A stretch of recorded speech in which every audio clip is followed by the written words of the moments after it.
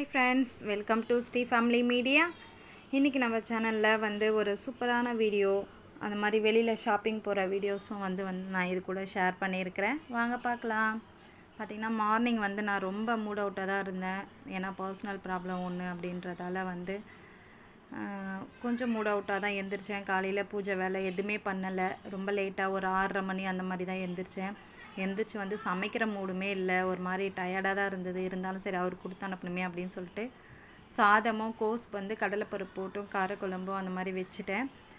தொட்டுக்கிறதுக்கு அப்பளம் வேணுமான்னு கேட்டேன். அவர் வேண்டாம் அப்படின்ட்டாரு. சரி ஓகே அப்படின்னு சொல்லிவிட்டு சாப்பாடு மட்டும் பேக் பண்ணிவிட்டு நான் காஃபி போட்டு உட்காந்து குடிச்சிட்டு இருந்தேன். ஏன்னா ஒரு மாதிரி ரொம்ப தலைவலியாக இருந்தது நைட்லாம் தூக்கம் இல்லாமல்.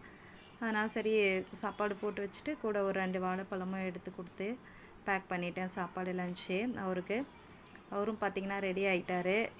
என்னையை திட்டிகிட்டே இருந்தார், நீ ஏன் இப்படி ரொம்ப மூட் அவுட்டாக இருக்காத, முதல்ல அதுலேருந்து ரிலீஃப் ஆகிட்டு வெளியே வா அப்படின்னு சொல்லிட்டு என்னை சொல்லிகிட்டே இருந்தார். சரி ஓகே அப்படின்னு சொல்லிட்டு நானும் அப்படியே மைண்டை கொஞ்சம் கூல் பண்ணிவிட்டு கொஞ்சம் ஹாப்பியாக ஆகலாம் அப்படின்னு சொல்லிட்டு, ஏன்னா எல்லா விஷயமும் நடக்க தான் செய்யும், நம்ம கையில் ஒன்றும் இல்லை அப்படின்னு சொல்லிட்டு அப்படியே மனசை தேத்திட்டு ஓகே அப்படின்னு சொல்லிட்டு ஒரு ஆஃப்டர்நூனுக்கு மேலே கொஞ்சம் மைண்டை மாற்றிக்கிட்டேன். ஆனால் அது வரைக்கும் கொஞ்சம் எனக்கு அப்படியே டவுனாக தான் இருந்தது.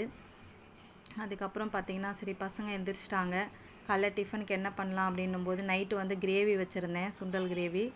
அதுக்கு சப்பாத்தி மாவு பிசைஞ்சது கொஞ்சம் மீறி இருந்தது. சரி பூரி போட்டு கொடுத்துடலாம் அப்படின்னு சொல்லிட்டு பூரி தான் செஞ்சிட்ருக்கேன். பூரியும் பார்த்திங்கன்னா கிரேவியும் தான் காலையில் பசங்களுக்கு எனக்கு எல்லாருக்குமே அதுதான்.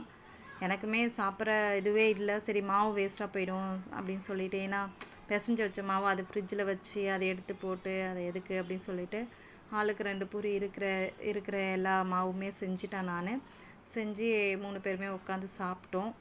சாப்பிட்டு முடிச்சுட்டு பார்த்திங்கன்னா குழந்தைங்க கொஞ்ச நேரம் விளையாடிருந்தாங்க. விளையாடிட்டு பாப்பாவுக்கு மட்டும் ஒரு கையில் மட்டும் மருதாணி வச்சுட்டேன், இன்னொரு கையில் வைக்கல. சரி நைட்டுக்கு வைக்கிறோமா அப்படின்னு சொல்லிட்டு, சரி ஆப்பிள் ஜூஸ் நேற்று நல்லா இருந்ததுமா அதே மாதிரி போட்டு கொடுங்க அப்படின்னாங்க.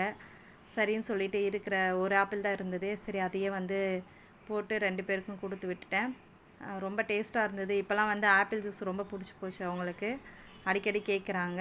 சரின்ட்டு அவங்களுக்கு ஜூஸ் எல்லாம் போட்டு கொடுத்துட்டு அடுத்து பார்த்திங்கன்னா சரி டைம் ஆகிடுச்சு, அரிசி ஊற வச்சிடலாம் அப்போ தான் ஊறும் அப்படின்னு சொல்லிட்டு, ஏன்னா ரேஷன் அரிசி ஃபுல் அண்ட் ஃபுல் நான் ரேஷன் அரிசி தான் போடுறேன். பச்சரிசியுமே ரேஷன் அரிசி தான்.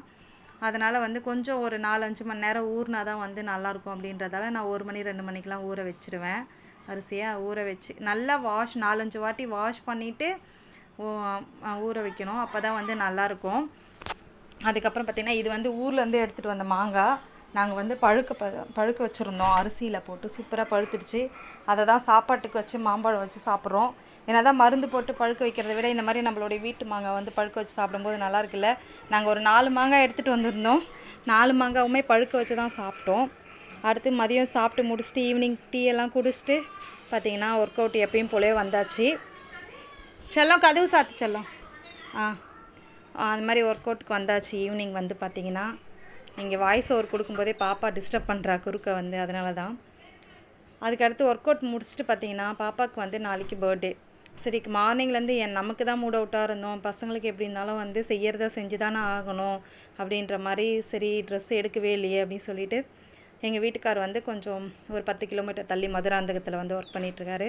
சரி அங்கே போயிட்டு எடுத்துகிட்டு வரலாம் அப்படின்னு சொல்லிட்டு போயிட்டு எடுத்துகிட்டு 2 பேரும் ஒன்றா வந்துடலாம் அப்படின்ட்டு நான் இங்கேருந்து ஒரு 10 to 15 நிமிஷம் ட்ராவல் பஸ்ஸில் தான் போனேன். நான் போயிட்டு இறங்கவும் அவரும் வந்துட்டார். பார்த்திங்கன்னா பைக்கில் 2 பேரும் ஒன்றா போயிட்டு பாப்பாவுக்கு ட்ரெஸ் எடுக்கிறதுக்காக தான் போயிட்டுருக்கோம். அங்கே ராஜான்ற கடை ஓரளவுக்கு நல்லாயிருக்கும். ட்ரெஸ்ஸு கொஞ்சம் நம்ம எதிர்பார்க்குற மாதிரி இருக்கும். அதனால் அந்த கடைக்கு தான் போகிறோம். போயிட்டு பார்த்திங்கன்னா ஒரு 1 hour ஆகிடுச்சு பசங்களுக்கு தேடி ட்ரெஸ்ஸு எதை எடுக்கலாம், இதை எடுக்கலாமா அதை எடுக்கலாமான்னு சொல்லிவிட்டு. ஏன்னா நமக்குனா கூட கொஞ்சம் சீக்கிரம் எடுத்துருவோம்.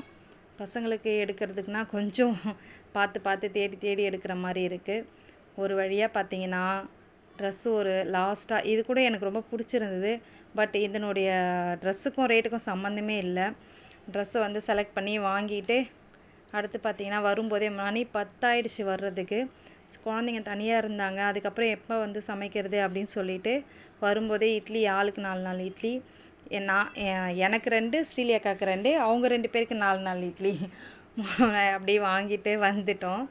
வந்து சாப்பிட்டு முடிச்சுட்டு பார்த்தீங்கன்னா பாப்பாவுக்கு வந்து மருதாணி இன்னொரு கையில் போடலாம் அப்படின்னு சொல்லிட்டு அப்பயுமே ஒரு பக்கம் தான் போட்டேன், பேக் சைடு போடல. சரி நாளைக்கு போடுறோமா அப்படின்னு சொல்லிட்டேன். இதாங்க இன்றைக்கி வந்து எங்களுடைய ரொட்டீனாக இருந்தது.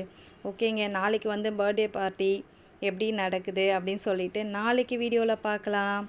அது வரைக்கும் சப்ஸ்கிரைப் பண்ணிக்கோங்க எங்கள் வீடியோவை. அப்போ தான் வந்து நாளைக்கு என்ன வீடியோன்னு சொல்லிட்டு உங்களால் பார்க்க முடியும். ஓகே, தேங்க்யூ ஃபார் வாட்சிங். பாய்.